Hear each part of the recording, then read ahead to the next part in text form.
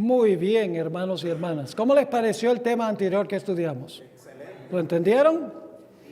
Sí, los adventistas, hermanos y hermanas, tenemos razones por las cosas que creemos. No es sencillamente que decimos que así es, tenemos razón para creer lo que nosotros hemos creído.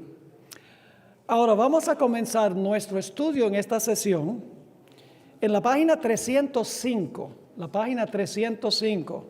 Y ustedes estarán diciendo, pero pastor, si apenas terminamos el tomo 1 del manual y no faltan sino 7 sesiones, esta y 6 más. ¿Cómo vamos a terminar? Bueno, no vamos a estudiar todo el tomo 2. Vamos a estudiar solo ciertas porciones del tomo 2, suficiente como para que entiendan los principios, y entonces ustedes pueden ampliar con el material adicional, que hay montones de material adicional aquí. Les va a tomar un buen rato sentarse a estudiar todo esto. Así que en la página 305 comenzamos diciendo que para entender las profecías necesitamos analizar o estudiar cuidadosamente la estructura de las profecías, la estructura literaria. Es decir, que digamos un capítulo que vamos a estudiar esta noche algunas cosas de Daniel 7, tenemos que entender la secuencia de eventos, porque en las profecías a veces corre en ciclos repetitivos, donde no se puede entender todo linealmente, sino que se menciona varios eventos y luego entonces en el mismo capítulo se repiten esos eventos y luego en el mismo capítulo se vuelve a repetir los eventos y luego en el mismo capítulo se vuelven a repetir. Entonces la clave es saber a dónde se repiten los eventos. Y así sucede con los libros de Daniel y Apocalipsis. Vamos a estudiar, por ejemplo, un tema sobre el milenio, sobre los 1000 años. Si nosotros no entendemos este principio de estudiar la estructura, cómo están organizadas las profecías, cómo es la secuencia de eventos en las profecías, no vamos a poder entender la profecía del milenio. Porque vamos a encontrar que el pasaje milenial que cubre desde Apocalipsis 21 hasta Apocalipsis 21:8 corre en 4 ciclos repetitivos.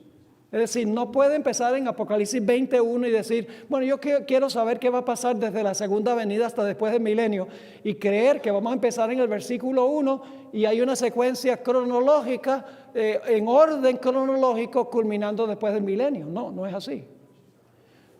Hay 4 ciclos que se repiten, cada ciclo con un énfasis distinto. Y cuando juntamos las 4 repeticiones, entonces tenemos un cuadro completo del milenio. Ese es uno de los ejemplos que vamos a estudiar. Pero vamos a ir aquí al primer párrafo de nuestro manual.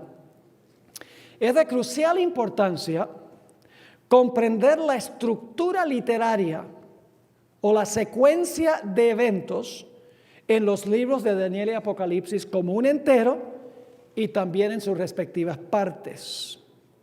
Estos libros son complejos y requieren un gran esfuerzo para descifrar su estructura, cómo están organizados. Por ejemplo, la totalidad del libro de Apocalipsis se halla organizado alrededor de los servicios del santuario.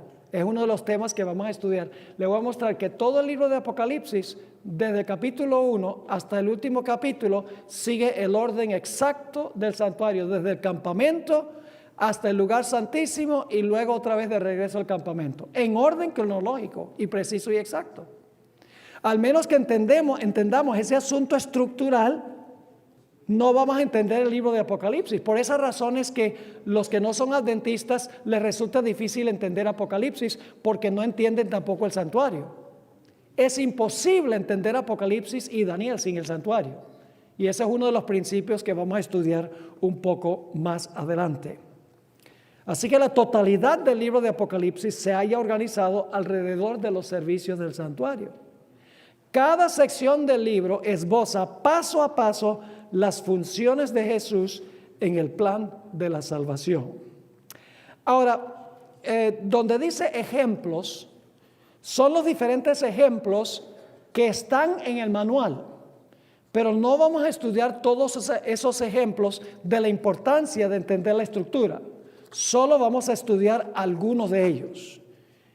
El primero que queremos estudiar se encuentra en la página siguiente, la página 306. La página 306. Vamos a mirar en primer lugar la estructura del libro de Daniel. El libro de Daniel se compone en realidad de dos libros, son dos libros en uno. El primer libro son los capítulos 1 al 7. El segundo libro son los capítulos 8 hasta el capítulo 12. Ahora usted dice, pastor, compruébelo, está en el manual, no tenemos tiempo de estudiarlo. Pero ahí en este capítulo y el siguiente capítulo encontramos claramente explicado este asunto. Pero sí quiero mostrarles esto. Vayan conmigo a la página 317. Les voy a mostrar que la primera mitad de Daniel 1 al 7, en realidad es una unidad en sí misma. Es decir, capítulo 1 al 7 es un libro completo y luego el 8 al 12 es otro libro y los dos están en un solo libro. Ustedes ven allí un candelabro, ¿verdad? ¿Ven el candelabro ahí? Ahora, fíjense, el número 1 allí es la introducción al libro. Ese es el capítulo 1. Ahora, ustedes miran que en el mismo brazo, el capítulo 2 y el 7 están en el mismo brazo del candelabro. ¿Se dan cuenta ahí? En el mismo brazo del candelabro. Es decir, están relacionados uno con el otro. ¿Qué es lo que contiene el capítulo 2? Una profecía con 4 metales. ¿Qué es lo que tiene Daniel 7? Una profecía con 4 bestias. Así que uno sabe claramente que Daniel 2 y Daniel 7 están en el mismo brazo porque están estrechamente relacionados. Luego tenemos el brazo del capítulo 3 y el capítulo 6. ¿Qué relata el capítulo 3? Los 3 jóvenes que fueron echados al horno por adoración y por obedecer la ley de Dios. ¿Qué encontramos en el capítulo 6? En el capítulo 6 encontramos que Daniel es echado al foso de los leones también por obedecer la ley de Dios y por adorar a Dios y orar como Dios manda. ¿Ven la relación entre esos dos capítulos? Y luego en el último brazo del candelabro, el capítulo 4 y el capítulo 5 también están relacionados. Ambos capítulos describen reyes arrogantes. El capítulo 4 describe la caída de Nabucodonosor por su arrogancia. El capítulo 5 describe la caída de Babilonia por la arrogancia de su rey llamado Belsasar. Es decir, que Daniel 1 al 7 es una unidad completa. Capítulo 1, introducción. 2 y 7 relacionados, 3 y 6 relacionados, 4 y 5 relacionados.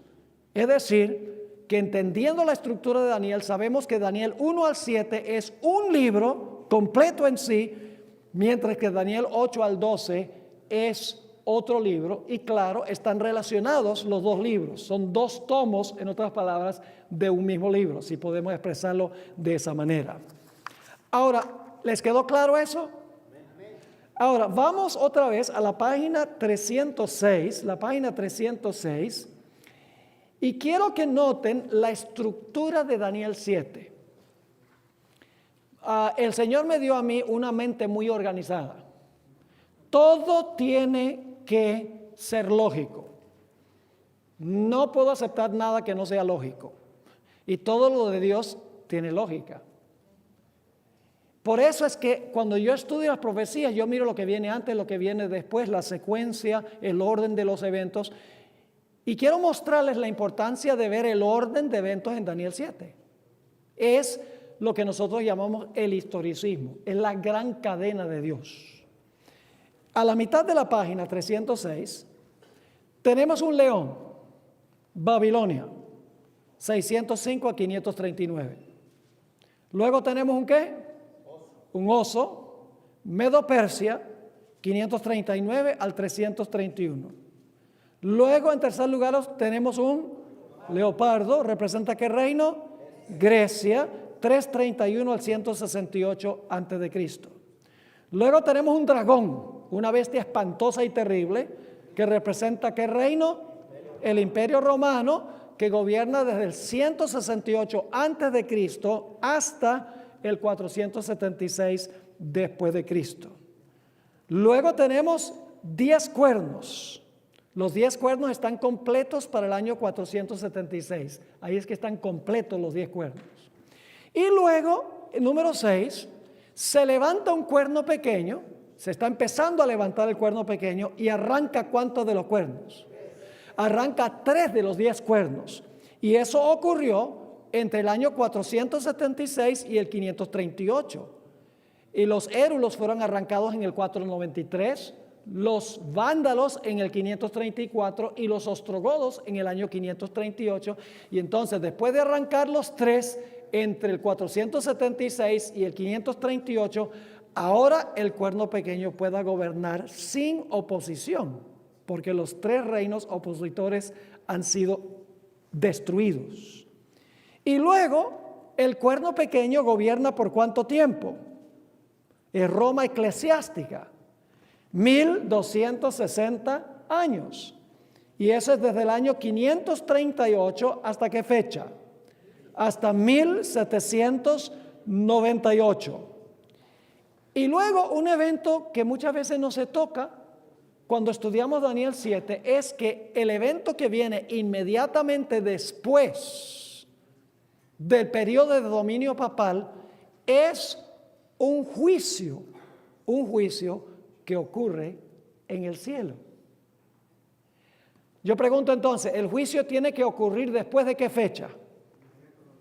Tiene que ser después de 1798. Porque en Daniel 7 tenemos una cadena de eventos, ¿sí o no? Oso, león, oso, leopardo, dragón, 10 cuernos. Se arrancan 3 de los 10. Luego el cuerno pequeño gobierna 1260 años, 538, 1798. Quiere decir que el siguiente evento tiene que venir después de 1798. ¿Están conmigo? ¿Es importante conocer la secuencia de eventos en Daniel 7, la estructura del capítulo? Lógico que sí. Ahora, en la página 307, ustedes notarán que en Daniel 7 hay 4 ciclos repetitivos. Es decir, se repite el mismo material 4 veces y cada vez se añaden detalles que no están en la primera repetición o la segunda repetición. Vamos a Daniel 7 y les voy a mostrar esto. Daniel, el capítulo 7, y vamos a leer los versículos 9 y el versículo 10. Versículo 9 y versículo 10. Bueno, vamos a leer el 8 para el contexto. Estando yo contemplando los cuernos, he aquí que otro cuerno pequeño subía entre ellos. Delante de él fueron arrancados 3 cuernos de los primeros, y he aquí en este cuerno había ojos como ojos de hombre y una boca que hablaba grandezas. ¿Ok? Se menciona el cuerno pequeño, ¿verdad? Y luego en el versículo 9 dice, estuve mirando, y solo vamos a leerlo por ahora, en unos momentos voy a mirar más cuidadosamente el pasaje. Dice, estuve mirando hasta que fueron puestas sillas, y un anciano de grande edad se sentó, cuyo vestido era blanco como la nieve y el pelo de su cabeza como lana limpia, su silla llama de fuego, sus ruedas fuego ardiente. Un río de fuego procedía y salía delante de él, millares de millares le servían y millones de millones asistían delante de él. El juez se sentó y los libros se abrieron. Así que tiene el cuerno pequeño y luego ¿qué? El juicio. Ahora vamos a los versículos 17 y 18. 17 y 18. Dice, estas grandes bestias, las cuales son 4 reyes son, que se levantarán en la tierra. Así que se mencionan las 4 bestias y la cuarta bestia pues tiene los 10 cuernos y el cuerno pequeño, ¿verdad que sí? Ahora, fíjense lo que dice en el versículo 18. Después que gobiernan las 4 bestias, dice en el versículo 18, después tomarán el reino los santos del Altísimo y poseerán el reino hasta el siglo y hasta el siglo de los siglos. ¿Ve? Ahí está otra vez. Las 4 bestias y entonces el juicio donde el pueblo de Dios recibe el reino. Luego tenemos otra repetición en los versículos 21 y 22. Por eso no podemos leer el capítulo 7 de Daniel pensando que empezamos en el versículo 1 y entonces leemos todos los versículos en orden y todos los eventos están en orden. No, porque hay ciclos repetitivos y tenemos que determinar dónde están las repeticiones. Nota lo que dice el versículo 21 y 22. Versículo 21 y el versículo 22. Y veía yo que este cuerno hacía guerra contra los santos y los vencía, hasta tanto que vino el anciano de grande edad y se dio el juicio a los santos del Altísimo, y vino el tiempo y los santos poseyeron el reino. Ven otra vez el cuerno pequeño y luego el juicio. Y luego la última repetición está en Daniel 7, 25 al 27. Daniel 7, 25 al 27. Hablando aquí del cuerno pequeño, dice: hablará palabras contra el Altísimo, los santos del Altísimo quebrantará, pensará en mudar los tiempos y la ley, y entregados serán en su mano hasta tiempos y el medio de un tiempo. Empero, ¿se sentará quién? Se sentará el juez, según esto, y quitarále su señorío para que sea destruido y arruinado hasta el extremo, y que el reino y el señorío y la majestad de los cielos, debajo de todo el cielo, sea dado al pueblo de los santos del Altísimo, cuyo reino es reino eterno, y todos los señoríos les servirán y obedecerán. ¿Cuántas veces se menciona las bestias y el cuerno pequeño seguido por el juicio? 4 veces. Entonces usted no puede pensar, al menos que haya 4 juicios contra el cuerno pequeño. Es el mismo juicio. Pero, ¿qué está pasando en Daniel 7? Se menciona los eventos y luego entonces se mencionan otra vez los eventos, agregando detalles. Luego se repite por tercera vez los eventos, repitiendo los mismos detalles más alguna luz adicional, y luego por cuarta vez se repiten otra vez los mismos eventos. Es decir, no se cumple en forma lineal, sino en forma cíclica. ¿Me están siguiendo o no? Ok, por lo menos 2 personas me están siguiendo. Ahora vamos a mirar más cuidadosamente en la página 307 la escena de Daniel 7, del juicio, la escena del juicio. Hablemos un momento de los juicios terrenales. ¿Cuántas etapas tiene un juicio, digamos, en los Estados Unidos de América? ¿Cuántas etapas tiene cada juicio? 3. ¿Qué se hace primero en un tribunal? Se examina la evidencia, ¿verdad que sí? Se hace una investigación del caso, ¿verdad? Hay un abogado defensor, hay un abogado acusador, el juez está sentado, posiblemente hay un jurado, y entonces, ¿qué se hace? Se examina el caso. Y el propósito de examinar la evidencia es determinar si la persona es inocente o culpable. No hay un juicio sin examen de la evidencia. No es que el reo llega delante del juez y el juez dice, sí, eléctrica para ti. Y la gente, ¿y por qué? Porque yo sé todo. No. Hay que hacer una investigación, un examen de la evidencia. Luego, basado en la evidencia, se pronuncia la sentencia. Ese es el segundo paso del juicio. El juez o el jurado dicen cuál será el castigo. O será la recompensa en caso de que alguien ponga una demanda monetaria. Y luego viene el tiempo cuando se implementa la sentencia. Si la persona es culpable, pues entonces se le echa a la cárcel, ¿verdad? El veredicto se da de que es culpable, se le echa a la cárcel. Se da el veredicto de que la persona fue acusada falsamente y entonces se le da su libertad. Es decir, 3 pasos en un juicio. ¿Ustedes creen que Dios también tiene 3 pasos en el juicio? ¿Cómo no? Vamos a examinar Daniel 7, versículos, desde el versículo 9 y 10. Versículos 9 y 10. Dice allí, estuve mirando hasta que fueron puestos tronos. Y se sentó un anciano de días. Ahora, fíjense que es interesante, habla de tronos, plural, y obviamente en uno de los tronos se sienta ¿quién? El anciano de días. ¿Quién es el anciano de días? El anciano de días es Dios el Padre. ¿A dónde vive el Padre? En el cielo. Oramos, Padre nuestro que estás en el cielo. Así que el Padre está en el cielo. Así que ¿a dónde está ocurriendo esto? En el cielo. Este juicio está pasando en el cielo. Estuve mirando hasta que fueron puestos tronos y se sentó un anciano de días, lo cual significa que antes no estaba sentado, ¿verdad? Porque si yo digo, el pastor Silva se sentó, es porque antes estaba parado. Así que en algún momento el anciano de días se sienta. Cuyo vestido era blanco como la nieve y el pelo de su cabeza como lana limpia, su trono llama de fuego y las ruedas del mismo fuego ardiente. Un río de fuego procedía y salía de delante de él. Millares de millares le servían y millones de millones asistían delante de él. ¿Quiénes son los millares de millares y millones de millones? Los ángeles. ¿A dónde viven los ángeles? En el cielo. ¿A dónde está ocurriendo esto? En el cielo. Y luego noten lo que dice la última parte del versículo 10. Dice, el juez se sentó, ¿a dónde? En el cielo. El juez se sentó y los libros fueron abiertos. ¿Qué tienen los libros? Los registros de la vida de los que van a ser juzgados. Ahora se va a examinar ¿qué? La evidencia. Ahora, ¿saben? En el contexto, ¿qué es lo que se va a examinar aquí?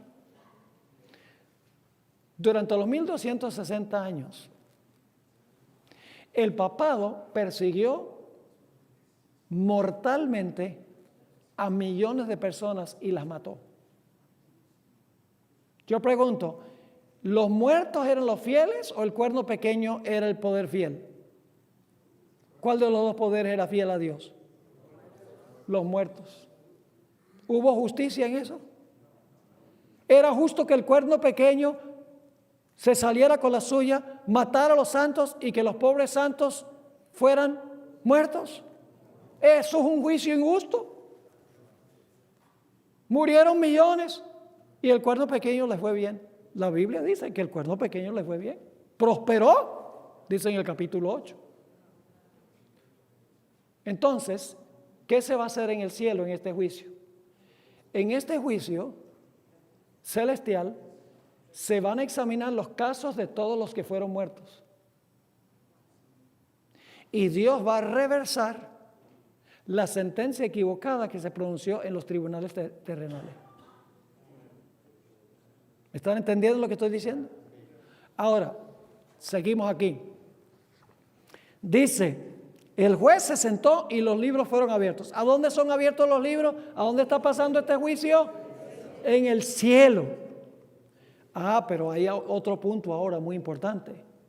Dice, miraba yo en la visión de la noche, este es el versículo 13, y he aquí con las nubes del cielo. ¿Quiénes son las nubes del cielo? Los ángeles, muy bien. Venía uno como un hijo de hombre. ¿Quién es ese? Jesús, que vino hasta el anciano de días. ¿A dónde fue el hijo del hombre? Al anciano de días. ¿Vino a la tierra o se movió en el cielo? Se movió, fue en el cielo. Es decir, el Padre entra, se sienta, los libros se abren y ahora viene el Hijo del Hombre a donde se movió el Padre. Y dice, y le hicieron acercarse delante de él. ¿Quiénes le hicieron acercarse delante de él? Las nubes, porque vino con las nubes. Ahora, ¿a qué fue Jesús allá? Tenemos que hacerle preguntas al texto cuando lo estamos estudiando. ¿A qué fue Jesús allá en el cielo a donde fue el Padre? Fue allá para recibir el reino, para que el Padre le diera el reino. Vamos a anotar, no se me distraigan, que este es un pasaje que se lee pero lamentablemente muchas veces no se estudia. Este pasaje comprueba el concepto adventista del juicio, clarito. Ahora dice en el versículo 14, le fue dado ¿a quién? Al Hijo del Hombre. ¿Quién se lo dio? Pues los ángeles no se lo dieron, el Padre. Le fue dado dominio, gloria y ¿qué? Reino. ¿A qué fue Jesús allá a donde fue el Padre en el cielo? A recibir ¿qué? El reino. Para que todos los pueblos, naciones y lenguas le sirvieran. Su dominio es dominio eterno que nunca pasará, y su reino uno que no será destruido. Así que Jesús, y esto está pasando en 1844, el Padre se mueve del lugar santo al lugar santísimo. Se sienta. Se abren los libros. Luego viene Jesús, traído por los ángeles. Va al lugar santísimo donde está el Padre. Y va al Padre porque el Padre ahora va a abrir los libros y le va a dar a Jesús el reino. Ahora, necesitamos entender qué es el reino. Generalmente cuando hablamos de un reino, pensamos en términos geográficos. Por ejemplo, si yo les mencionara el Reino Unido, ¿qué les viene a la mente? Gran Bretaña, ¿verdad? ¿Qué incluye qué? Escocia, Irlanda, Gales e Inglaterra, ¿verdad? Ese es el Reino Unido. Pero en la Biblia, el reino no es el territorio, el reino es la gente que pertenece al reino. ¿Me están entendiendo lo que estoy diciendo? Ahora, en otras palabras, Jesús fue ante su Padre para desempeñar una obra de juicio, para recibir el reino, para que se pudiera determinar por la examinación de la evidencia quiénes son en verdad súbditos de su reino. Y usted dice, ¿por qué Jesús tiene que hacer eso? Yo pregunto, ¿todos los que profesan ser seguidores de Jesús son en verdad seguidores de Jesús? ¿En la iglesia hay trigo y cizaña? ¿En la iglesia hay vírgenes sabias y vírgenes fatuas? ¿En la iglesia hay peces buenos y peces malos? Sí, la parábola de la pesca. En la iglesia hay personas que dicen, Señor, Señor, no echamos demonios en tu nombre, no profetizamos en tu nombre, no hicimos milagros en tu nombre. Y Jesús dice, sí, ustedes son míos. No, Jesús dice, yo nunca los conocí. Y se profesaban ser cristianos porque lo están haciendo en el nombre de Jesús. Hay personas que tienen apariencia de piedad, pero en realidad no tienen piedad. Sí, Señor. Entonces, ¿cuál es el propósito del juicio? El propósito del juicio es demostrar quiénes son verdaderos seguidores de Jesús y quiénes no. Y cuando se haya terminado de juzgar a la última persona, el reino de Cristo estará completo porque se habrá revelado quiénes pertenecen a su reino. ¿Le está quedando claro? Elena White entendió esto. La siguiente página, en un momento vamos a regresar acá porque tenemos que leer los otros pasajes. En la parte superior de la página 308, la hermana White tiene esta cita donde dice claramente que el reino se compone de la gente y para demostrar quiénes pertenecen al reino hay que examinar la evidencia para ver si en verdad son súbditos. Hay que separar el trigo de la cizaña, los peces buenos de los peces malos, las vírgenes sabias de las vírgenes fatuas. Los que profesan el nombre de Jesús y los que en verdad tienen el nombre de Jesús. Hay que hacer un juicio de separación. Ahora yo pregunto, ¿el cuerno pequeño profesaba ser un sistema cristiano? ¿Profesa el cuerno pequeño ser un sistema cristiano? Hay muchas cruces por ahí, muchas imágenes del Cristo crucificado. Oh sí, es un sistema que profesa seguir a Jesús. Pero ¿qué se va a demostrar en el juicio? Se va a demostrar en el juicio que en vez de ellos ser el reino de Cristo, los que ellos mataron son los miembros del reino de Cristo. ¿Se están conmigo o no? Ahora dice la sierva del Señor, esto es cuando se cierra la puerta de la gracia. Todos los casos habían sido fallados, para vida o para muerte. Mientras Jesús oficiaba en el santuario, había proseguido el juicio. ¿Cuál juicio? El juicio investigador, el examen de la evidencia. De los justos muertos y luego el de los justos vivientes. ¿Quiénes se tratan en el juicio? Primero, ¿quiénes?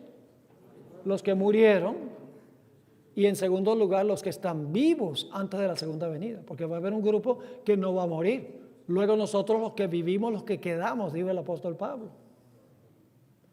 Ahora escuchen, Cristo, habiendo hecho expiación por su pueblo y habiendo borrado sus pecados, había recibido su reino. Y ahora explica qué es eso. Estaba completo el número de los súbditos de su reino. ¿Qué es el reino? Los súbditos de su reino. ¿Y cómo se determina quiénes son súbditos?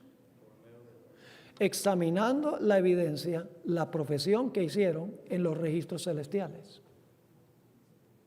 Así que dice, estaba completo el número de los súbditos del reino, consumado el matrimonio del Cordero. El reino y el poderío fueron dados a Jesús y a los herederos de la salvación, y Jesús iba a reinar como Rey de Reyes y Señor de Señores, cuando su reino está completo. Y su reino son sus súbditos. El reino no es geográfico, el reino son las personas que se demuestran en el juicio que son verdaderos seguidores de Jesús. En las parábolas Jesús hizo eso tan claro, hermanos y hermanas. Cuando los pescadores traen los peces a la playa, ¿qué hacen? Separan a los peces buenos de los malos. Cuando en el caso de las vírgenes sabias entran con el esposo y luego se cierra la puerta de la gracia y por fuera quedan las otras. ¿Me están entendiendo? El trigo y la cizaña, ¿cuándo se separa el trigo de la cizaña? Al final del siglo, dice la Biblia. Al final de la historia, en el juicio. ¿Sí? Se determina al examinar los casos si la persona fue fiel o no fue fiel. Y escuchen, el hombre es salvo por gracia a través de la fe, pero somos juzgados por obras. La salvación es por gracia a través de la fe, pero el juicio es conforme a nuestras obras. ¿Saben por qué? Porque las obras demuestran si nuestra fe es genuina o no. Las obras no nos salvan, pero las obras demuestran si somos salvos. Y si no hay obras, hay un problema con la salvación. Por eso se examina las obras, para ver si la persona en verdad recibió a Jesús y al recibir la salvación, hubo una transformación de la vida. Ahora volvamos a la página anterior, porque tenemos otro ciclo que mirar aquí. Así que en el versículo 14 dice que el Padre se mueve al lugar santísimo, se sienta, se abren los libros. Ahora Jesús, los ángeles lo traen a él, a donde estaba el Padre, y el Padre ahora le va a dar un reino. Después que se termine de examinar todos los casos, el reino de Cristo está completo.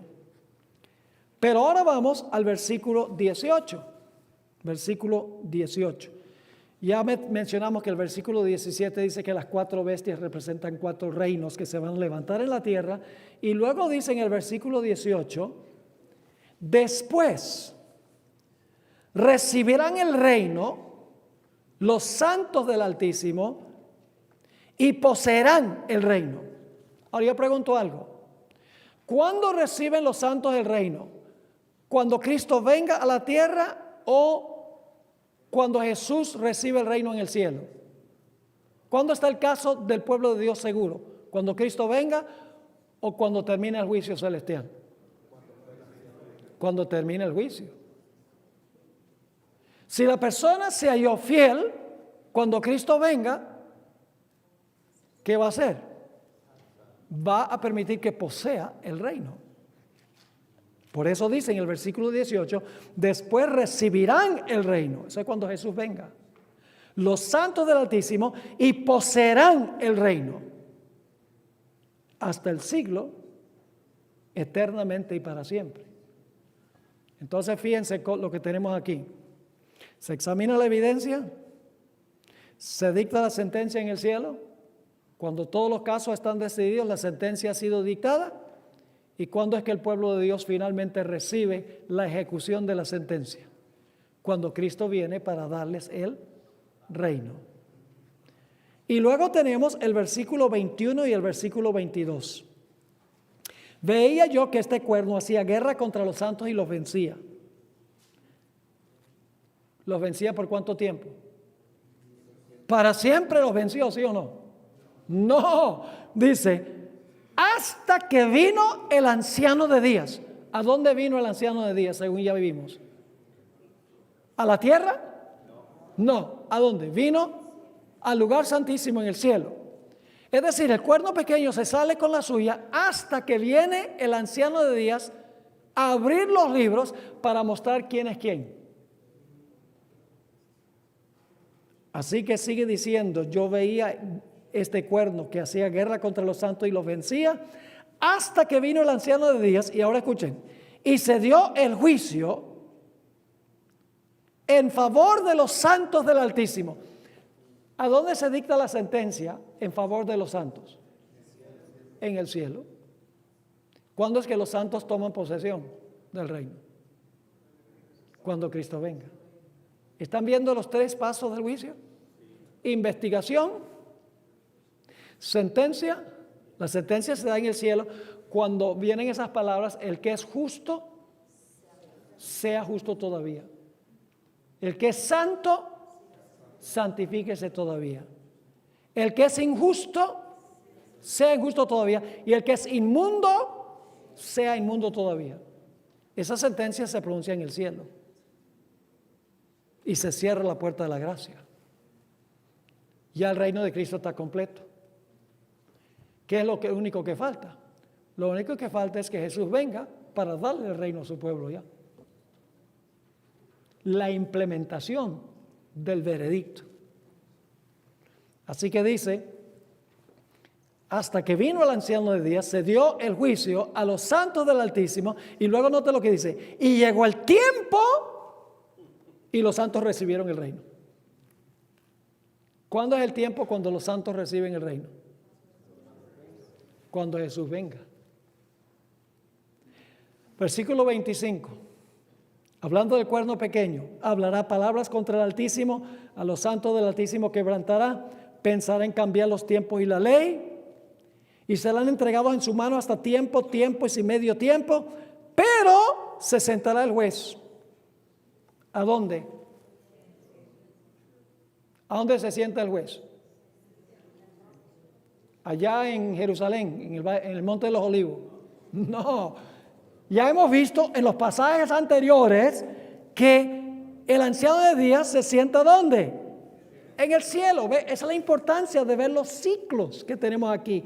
Dice, pero se sentará el juez y le quitarán su dominio. ¿A quién le van a quitar el dominio? Al cuerno pequeño. Ahora yo pregunto, el juicio tiene dos etapas, tiene el juicio de los muertos y el juicio de los vivos. ¿Ok? Yo pregunto, ¿al papado se le va a sanar su herida mortal? ¿Cómo no? ¿Va a poder el papado perseguir a los santos del Altísimo? Lo va a poder perseguir de nuevo. Pero ¿qué va a pasar con todos esos que están viviendo al mero final de la historia? Sus casos son los últimos casos que se examinan en el juicio. Porque eso lo dice la sierva de Dios, que empieza con los que primero vivieron y termina con los últimos que vivieron en la tierra. Entonces, cuando el cuerno pequeño resucite, que está mejorándose cada día más, el cuerno pequeño, el papado, va a perseguir de nuevo. Y los que son fieles durante ese periodo son los casos que se van a examinar en el cielo, porque también serán maltratados y ultrajados por el papado, pero Dios intervendrá para dar un juicio en favor de ellos, como hizo con los que murieron cuando el papado dominó en el pasado. Así que dice, pero se sentará el juez y le quitarán su dominio para que sea destruido y arruinado hasta el fin, y que el reino y el dominio y la majestad de los reinos debajo de todo el cielo sea dado al pueblo, los santos del Altísimo, cuyo reino es reino eterno, y todos los dominios le servirán y le obedecerán. Es importante entonces entender dónde hay repeticiones en Daniel 7. Sí, cada repetición explica un poco más el proceso. ¿Y el proceso tiene cuántos pasos? 3. ¿Cuál es el primer paso? La investigación. ¿Cuál es el segundo paso? El segundo paso es el veredicto. ¿Y cuál es el tercer paso? La implementación del veredicto. Pero ¿a dónde se da el veredicto en favor de los santos? ¿A dónde se da el veredicto? En el cielo. ¿A dónde se hace el examen de la evidencia? En el cielo. ¿A dónde se le da finalmente el reino al pueblo de Dios? En la tierra. ¿Si están conmigo o no están conmigo? Hay que leer con cuidado.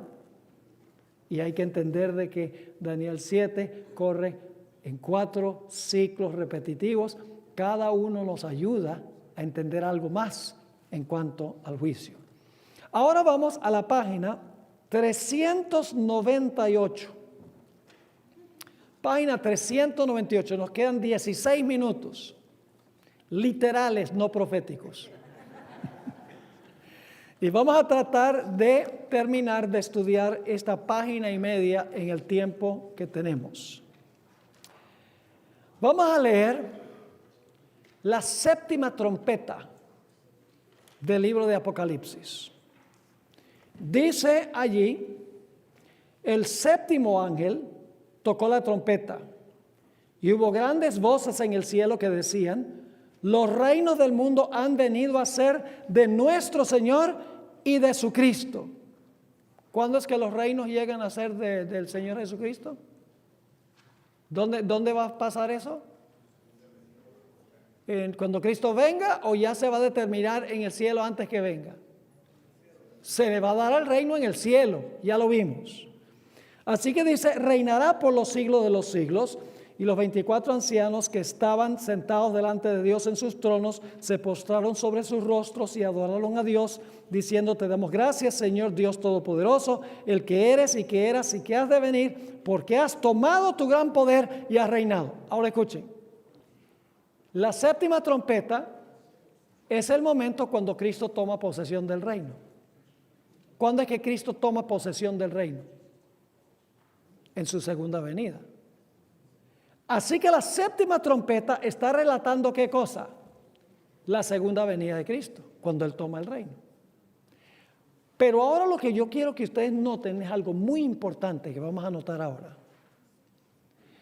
Algunas personas creen que el versículo 18, que es el siguiente versículo después que dice que en la 7ª trompeta Cristo toma el reino, algunas personas no entienden y dicen, ¿y el versículo 18 qué hace ahí?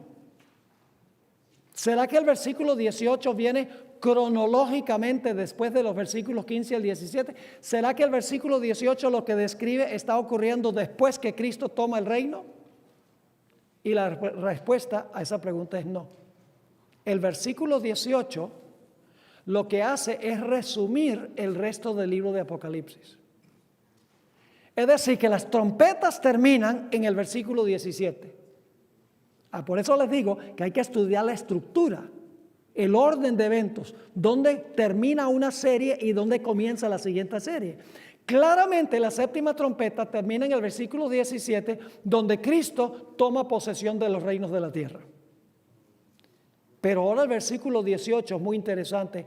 El versículo 18 no describe cosas que pasan después del versículo 17, sino que resume todo el resto del libro de Apocalipsis. Ahora vamos a ver 5 eventos que se mencionan en el versículo 18. Dice allí, y se airaron las naciones. Es el primer evento. Y tu ira ha venido. Yo pregunto, ¿las plagas vienen antes o después que Cristo toma posesión del reino? Antes.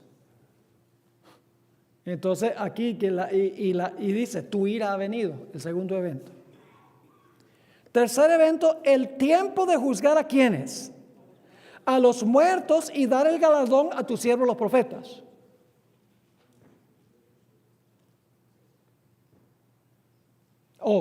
Dice, el tiempo de juzgar a los muertos, y luego dice, y de dar el galardón a los siervos los profetas, a los santos, a los que temen a tu nombre, pequeños y a los grandes, y luego viene el último evento, y de destruir a los que destruyen la tierra. ¿Cuántos eventos? 5. Están resumidos allí en la página 399. Primero, se airaron las naciones. Segundo, tu ira ha venido, es decir, la ira de Dios ha venido. Tercer evento, el tiempo de juzgar a quienes, a los muertos. Obviamente eso no puede ser después de la séptima trompeta, porque en la séptima trompeta Cristo toma el reino. ¿Cómo los va a juzgar después? El tiempo de juzgar a los muertos es el número 3. De dar el galardón a tus siervos los profetas y a los santos. Y finalmente, el tiempo de destruir a los que destruyen la tierra. Esas 5 frases resumen la segunda mitad del libro de Apocalipsis. Y ustedes lo tienen ahí en paréntesis. Se airaron las naciones. Si ustedes leen los capítulos 12, 13 y 14, van a encontrar una descripción de la ira de las naciones. Pero escúchame bien, no es una ira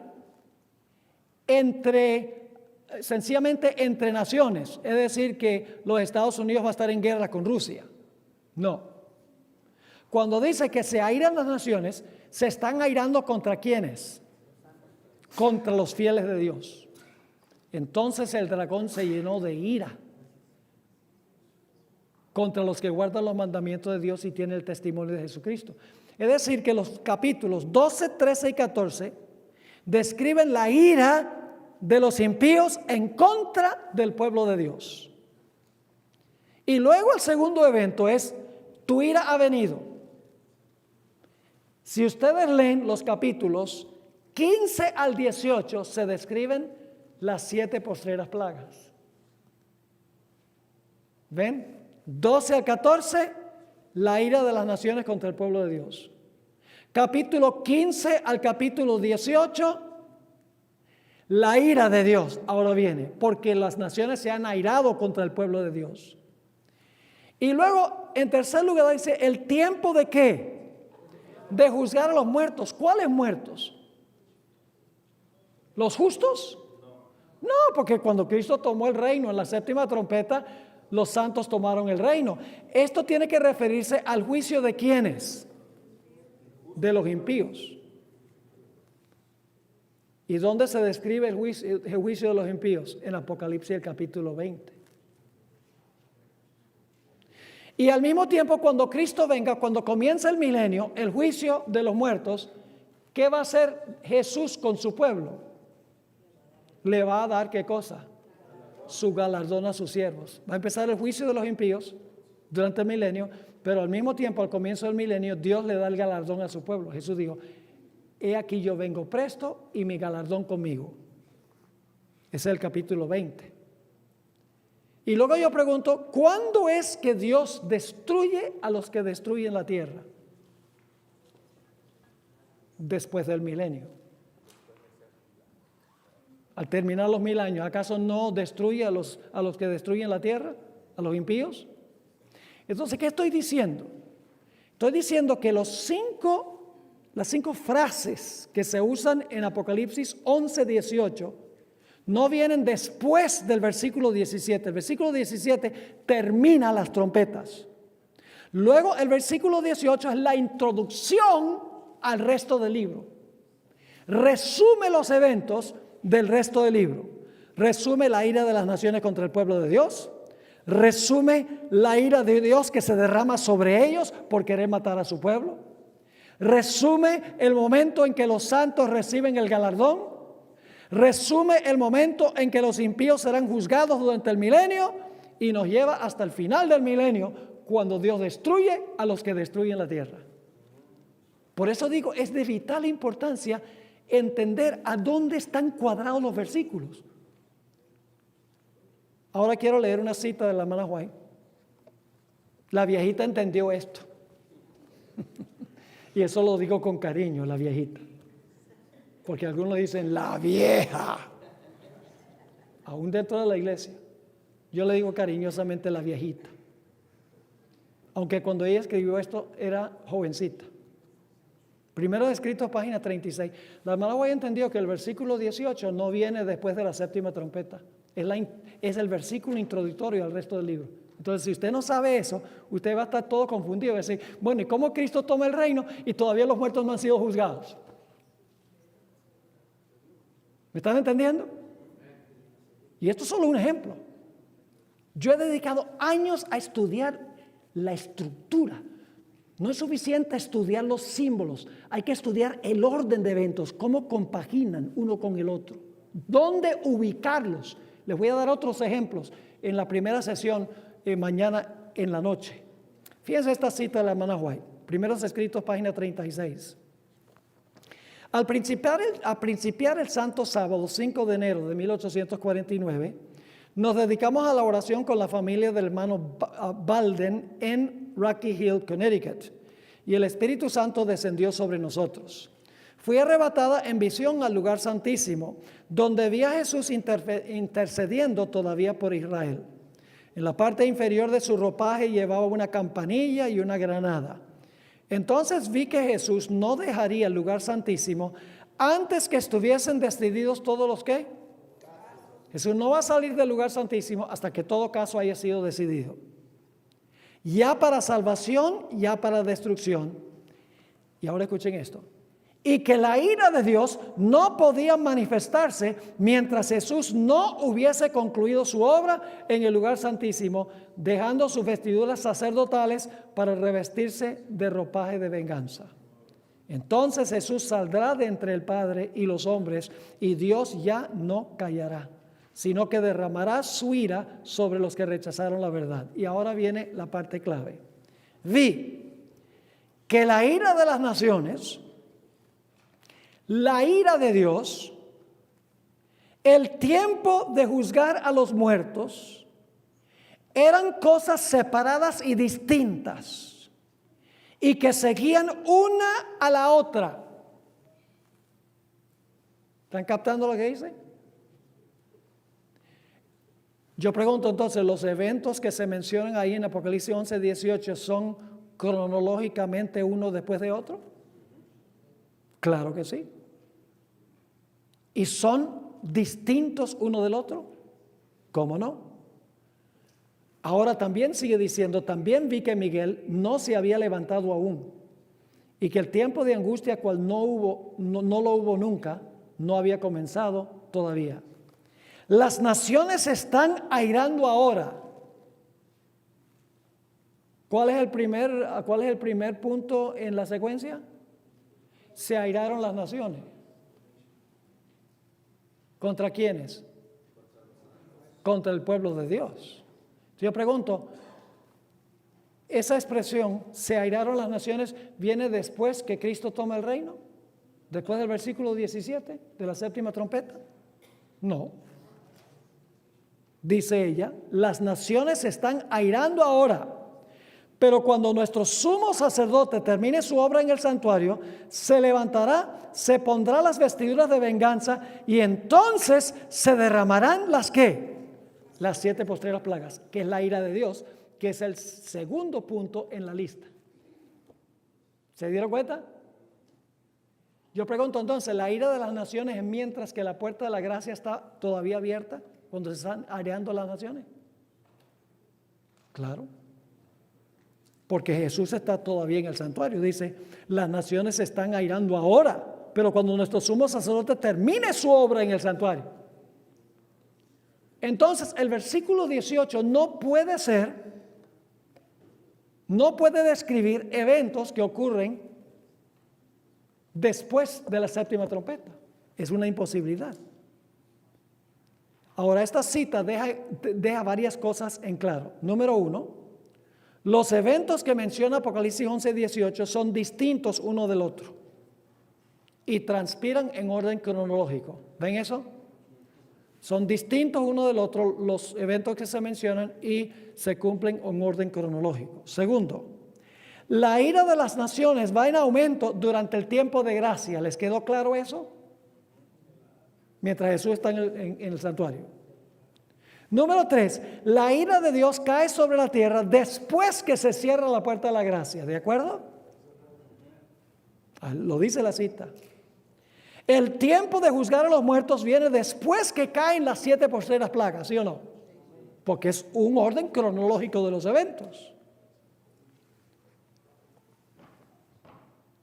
Ahora ustedes dicen, ¿qué me dice de Apocalipsis 11:19? En el manual yo tengo un análisis de Apocalipsis 11:19. ¿Saben a dónde la hermana White ubica Apocalipsis 11:19? Siempre que la hermana White escribe sobre Apocalipsis 11:19, donde dice el templo de Dios fue abierto y se vio el arca del pacto, ella dice que eso ocurrió en 1844. Lo cual significa que Apocalipsis 11:19 en realidad es la introducción de la segunda parte del libro. El versículo 18 nos resume los 5 eventos en orden cronológico del resto del libro, y el capítulo 11:19 empieza la secuencia. Cristo está juzgando en el santuario mientras que las naciones se están airando. Ahora, si ustedes leen el manual van a poder entender mucho mejor esto, pero lo que yo quiero que ustedes capten, mis hermanos y hermanas, es que no podemos sencillamente decir, yo quiero saber qué va a pasar en el tiempo del fin. Pues yo voy a empezar en Apocalipsis 1:1 y entonces voy a leer en orden cronológico, voy a saber exactamente lo que va a suceder en orden. No. Apocalipsis tiene introducciones, regresa, da un ciclo, va adelante y entonces va hacia atrás. Y al menos que sepamos dónde están las transiciones en Daniel y Apocalipsis, no vamos a entender el libro. El manual les va a ayudar inmensamente a ver la importancia de estudiar la estructura. Mañana en la noche continuaremos dando algunos ejemplos de la importancia de este principio. Oremos. Padre Celestial, gracias te damos por haber estado con nosotros. Gracias te damos por ese maravilloso libro, el libro de Apocalipsis. Es un libro complejo. No lo hiciste difícil para hacer que fuera difícil para nosotros, sino para llevarnos a escudriñar las Escrituras, a estudiar las Escrituras, a luchar con el texto. Porque tú sabes que cuando nosotros luchamos con el texto bíblico, el resultado es que nuestra fe crece y se fortalece. Gracias por habernos acompañado. Bendice a cada uno ahora al partir, que podamos llegar bien a nuestros hogares. Te lo suplicamos en el precioso nombre de Cristo, nuestro Salvador. Amén.